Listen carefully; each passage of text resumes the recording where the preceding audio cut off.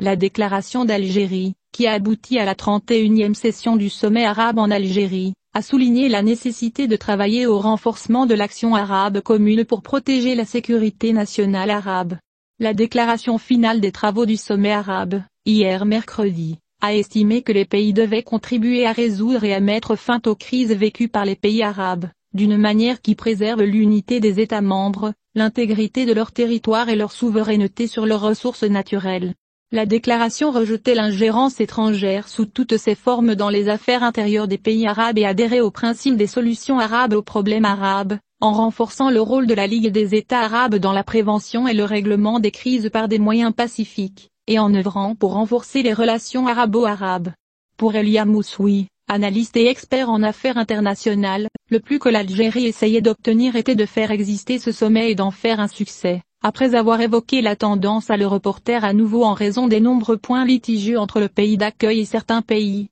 Le même expert a déclaré que la principale préoccupation de la diplomatie algérienne ces derniers mois était d'essayer d'assurer la participation du plus grand nombre de dirigeants après l'apparition de signes d'excuses de la part de dirigeants influents. Quant aux résultats finaux, Al-Moussoui ne pense pas qu'ils diffèrent de ceux portés par les sommets précédents, car la plupart d'entre eux restent des slogans suspendus qui ne trouvent pas le chemin d'une réelle adoption et audace en raison de la multiplicité des loyautés étrangères de certains des pays signataires de ces résultats. L'analyste se tourne vers le facteur du manque de confiance entre de nombreux membres qui composent le corps de la Ligue des États arabes, devenu faible et impuissant. Au niveau des résultats, Al-Moussoui a toujours déclaré: les sommets précédents ont toujours soulevé le mot d'ordre du respect de la souveraineté et de la non-ingérence dans les affaires intérieures des États membres, mais la réalité est tout le contraire. Le même orateur a souligné que la façon dont l'Algérie a traité la délégation marocaine était à l'origine l'une des manifestations de l'ingérence algérienne dans les affaires intérieures marocaines,